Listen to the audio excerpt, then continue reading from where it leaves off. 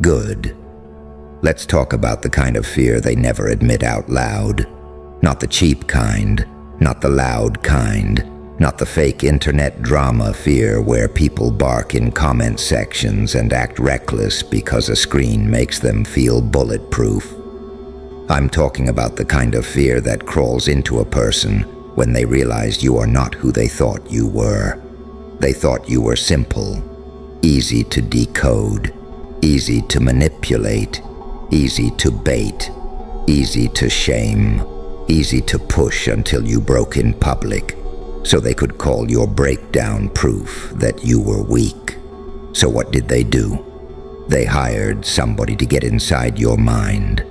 A psychic, a reader, a woman who made a living walking through people's thoughts like she owned the place. A woman who sat in rooms full of desperate people and made them feel exposed. A woman who built a whole reputation off touching hidden wounds and naming secrets people spent years trying to bury. And they sent her to you, because that's what people do when your silence scares them. They investigate, they gossip, they probe, they poke, they gather little pieces, they run background checks on your pain, they call mutuals, they watch your page, they read your captions twice, they study your energy, because they can't stand the fact that they cannot predict you anymore. And when she stepped toward your mind, they expected a performance. They expected a report. They expected her to come back, calm, smiling, and arrogant, holding your secrets in her hand like stolen jewelry. But she ran out screaming. You know why? Because your mind was never a playground. It was a war zone that learned how to pray, a cemetery that learned how to speak, a prison that taught itself how to pick locks in the dark.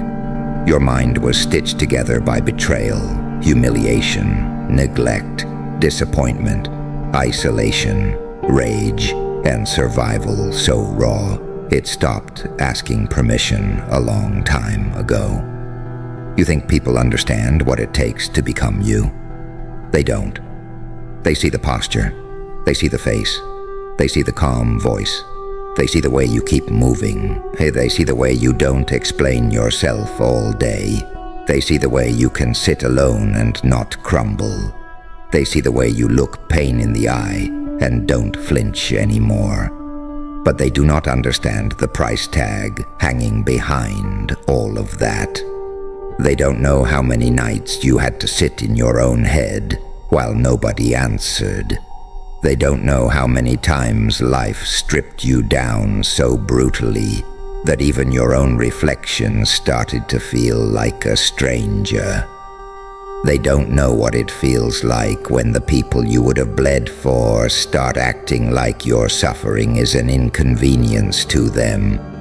They don't know what it feels like to be misunderstood so often that silence starts feeling safer than honesty. That's what she touched. Not some cute mystery, not some edgy darkness, not some movie scene. She touched the part of you that was built in private, the part of you that had to become your own parent when life got cold, the part of you that had to become your own protector when nobody stepped in, the part of you that had to become your own witness when people lied on your name and smiled while doing it, the part of you that had to swallow pain and still show up in a world that never gave you a clean chance. And that's why she ran. Because there are some minds you do not enter unless you are prepared to meet every demon they defeated without applause. See, people love the final version of strength. They love the aesthetic. They love the confidence quotes. They love the mysterious energy. They love to repost resilience when it looks cinematic. But real resilience is ugly when it's being made. It looks like crying where nobody can hear you. It looks like forcing yourself to get up when your spirit feels like wet concrete. It looks like pretending you're okay in rooms that would never know what to do with your truth. It looks like carrying childhood wounds into adult battles and still finding a way not to become cruel just because the world was cruel to you. That right there, that is what shattered her. Because when she entered your mind, she didn't find confusion. She found order inside chaos. She found pain that had been organized into power. She found heartbreak turned into discipline. She found abandonment turned into self-reliance. She found humiliation turned into standards. She found betrayal turned into vision. That is terrifying to people. Do you understand that? The world is not scared of broken people. It feeds on broken people. The world is scared of broken people who learned how to rebuild themselves without becoming beggars for validation. That changes everything, because now they can't control you with approval. They can't bait you with fake love. They can't manage you through guilt. They can't distract you with crumbs. They can't shut you down with ridicule the way they used to. And when weak people lose access to your fear, they start calling you dangerous. Good. Let them. Because what they call dangerous is usually just a person who finally stopped volunteering to be disrespected. Read that with your soul. You were never too intense. You were never too much. You were never too hard to love. You were surrounded by people who benefited from your self-doubt. That is why every time you started getting your fire back, somebody appeared with concern in their voice and poison in their intentions. Calm down. Don't overreact. Be the bigger person. Don't make it a thing. Maybe you misunderstood. Maybe you should let it go. Maybe you should just move on quietly. Funny how the same people who preach peace always seem most comfortable when your boundaries are bleeding. That psychic felt something the people around you refused to admit.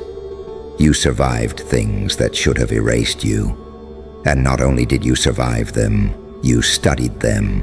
You learned their patterns. You learned the smell of manipulation before the words even landed. You learned what fake empathy sounds like. You learned how envy smiles. You learned how betrayal delays its footsteps.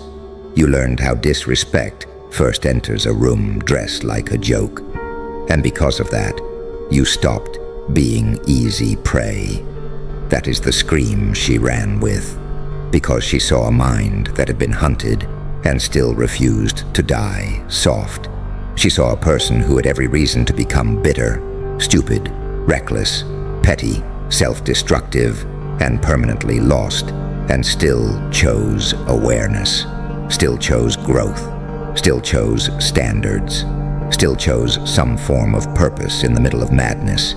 Do not play small just because insecure people get nervous when your spirit stands up. I need you to hear this all the way down into the bone. The fact that they sent someone into your mind means your silence is louder than their strategy.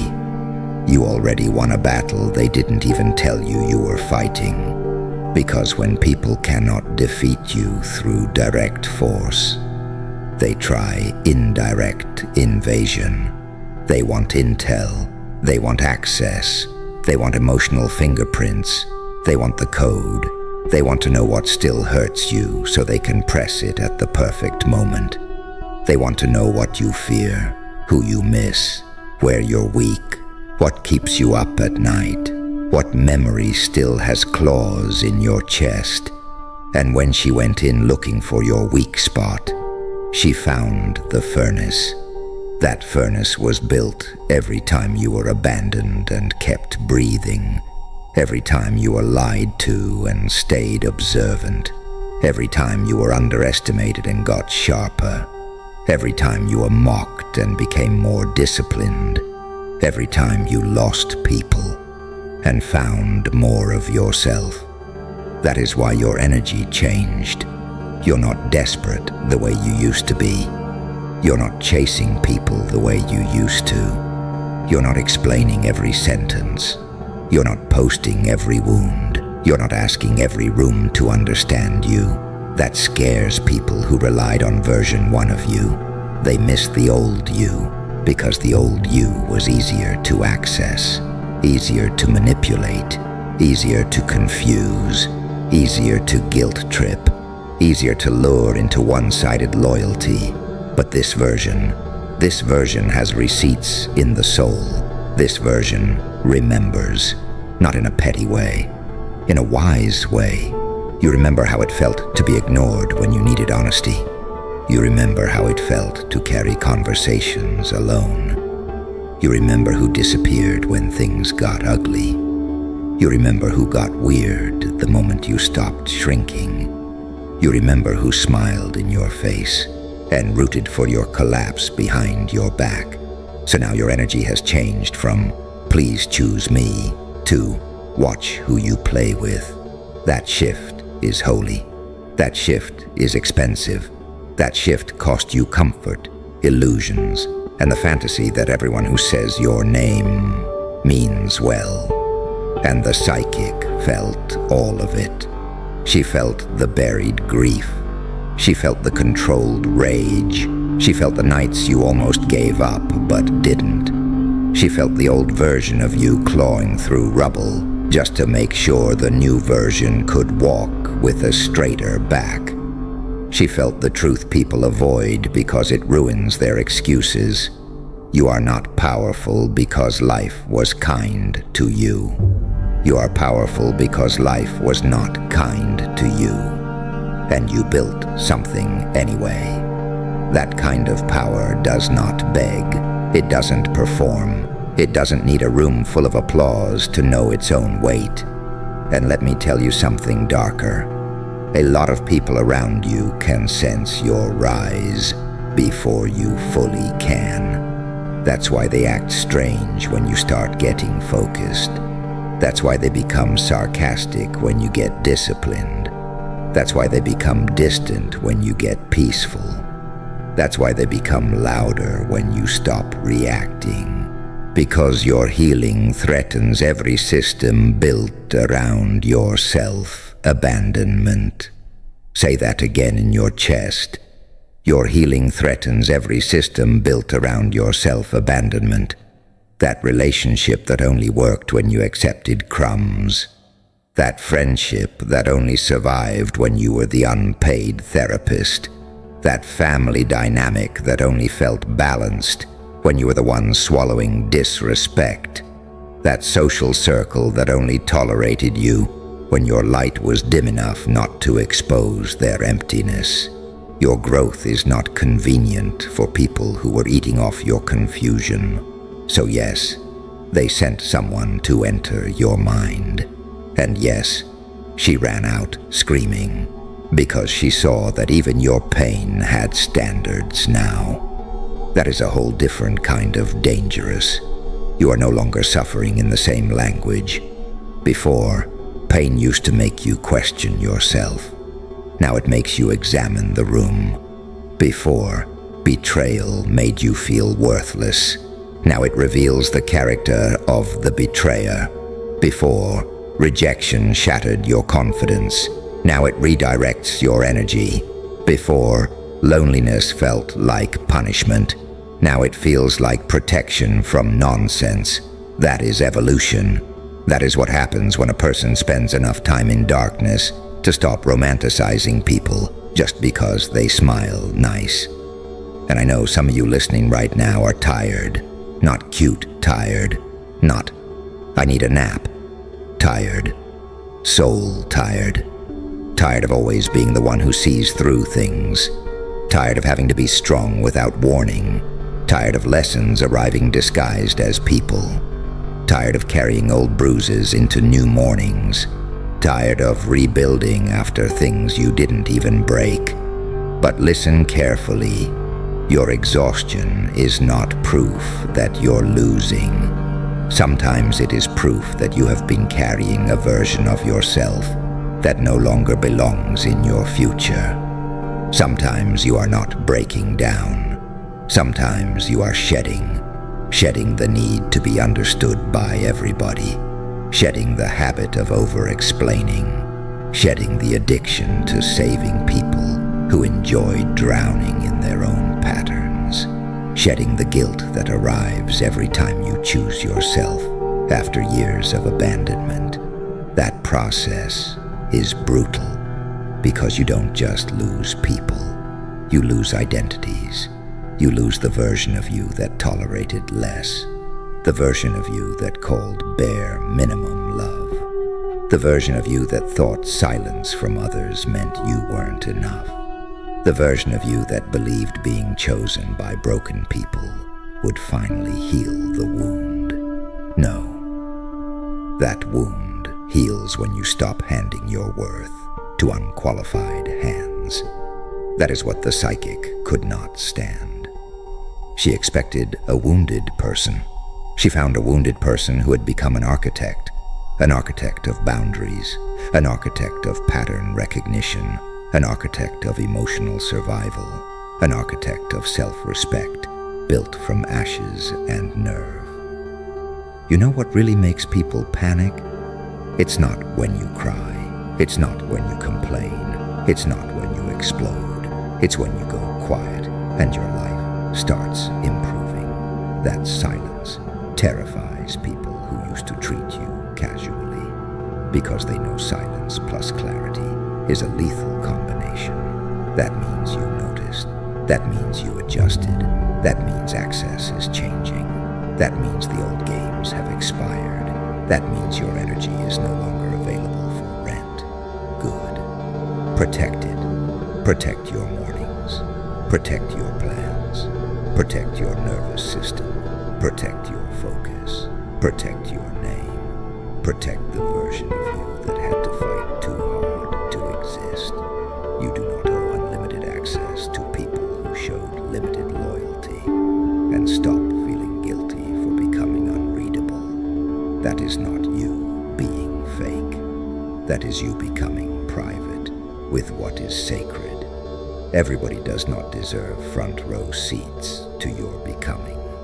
Everybody does not deserve explanations about your silence. Everybody does not deserve updates on your healing. Everybody does not deserve to know what God is building in you. Some things grow better in the dark. Roots do. That's why surface level people misjudge deep transformations. They only respect what they can watch. They only believe what they can label. They only honor growth when it arrives in ways that don't challenge them. But your transformation was never for their comfort. It was for your survival. There's a reason your mind feels different now. You've outlived too many versions of pain to keep thinking small. You've seen too much. You've swallowed too much. You've healed from things nobody even apologized for. Do you understand how gangster that is? To heal from what someone did to you without ever receiving closure. To build peace with bare hands. To give yourself what you begged others for. To become softer in wisdom without becoming weaker in standards. That is not ordinary. That is spiritual warfare with receipts. And the people around you can feel it. They may not have words for it, so they call you distant, cold, different, hard to read, too serious, too intense. Let them talk. The same people who complained that you changed would have ignored the blood on the floor if you stayed the same. You didn't become too much. You just became too real for fake environments. And once that happens, there's no going back to cheap connections without your spirit feeling sick. So don't force it. Don't force old rooms. Don't force expired conversations. Don't force loyalty from disloyal people. Don't force understanding from people committed to misunderstanding you because it keeps them comfortable. Move accordingly. That does not mean become heartless. That does not mean become cruel. That does not mean become obsessed with revenge. It means become accurate. It means stop wasting your light on people who need your darkness to feel superior. It means stop giving emotional discounts to those who overcharged you in pain. It means stop volunteering your softness where your truth is treated like a burden. Be loving, but with eyes open. Be kind, but not gullible. Be powerful, but not noisy about it. The loudest thing about you now should be the results, the peace, the discipline, the emotional control, the standards, the way you no longer chase what clearly walked away, the way you no longer entertain what clearly disrespects you, the way your whole presence says, I know exactly what chaos costs, and I will not be renting space to it again. That is what made her scream, not a monster, a mirror, because when she entered your mind, she had to confront what most people spend their whole life avoiding. The truth that pain can either rot you or refine you, and you chose refinement.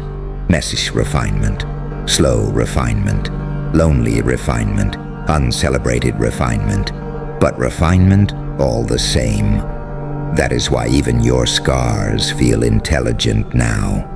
That is why your intuition got sharp. That is why your energy enters rooms before your words do. That is why some people get uncomfortable around you for no obvious reason. Your existence reminds them that excuses expire. You are walking evidence that a person can be dragged through hell and still come out with standards, vision, and a pulse full of purpose. Not perfect, not untouched, not always okay, but awake. And being awake in a sleeping world makes people nervous.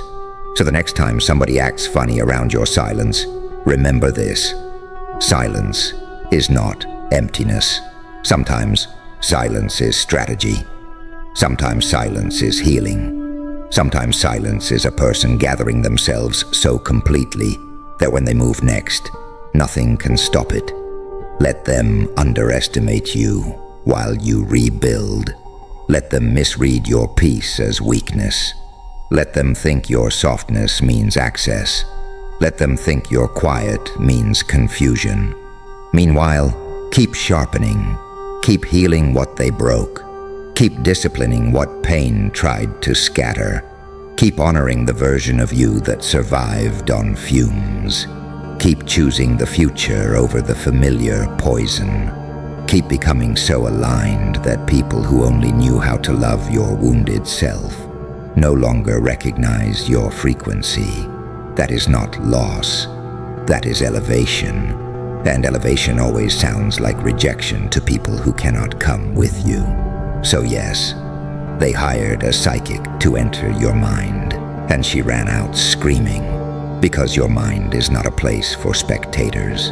It is a sacred ruin, a throne room built after disaster, a battlefield that refused to stay a graveyard, a place where old pain still echoes but no longer gives orders.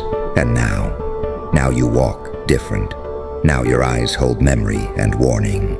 Now your peace has teeth. Now your kindness has discernment. Now your love has standards. Now your presence carries the kind of weight that makes fake people check themselves before speaking. That did not happen by accident. That happened because somewhere in the dark, when nobody was clapping, when nobody was helping, when nobody was promising it would get better, you made a decision. You would not die in the place they left you. You would not remain the version of yourself they found easiest to use. You would not keep breaking your own heart just to keep others comfortable. You would not spend the rest of your life apologizing for the strength your suffering forced you to build. And that decision changed your whole frequency. Now when people come near you with hidden motives, something in them starts trembling, because they can feel that you are no longer available for the old script. You are not here to be decoded by cowards. You are not here to be softened by manipulators. You are not here to be consumed by people who call your spirit attitude just because they can't control it.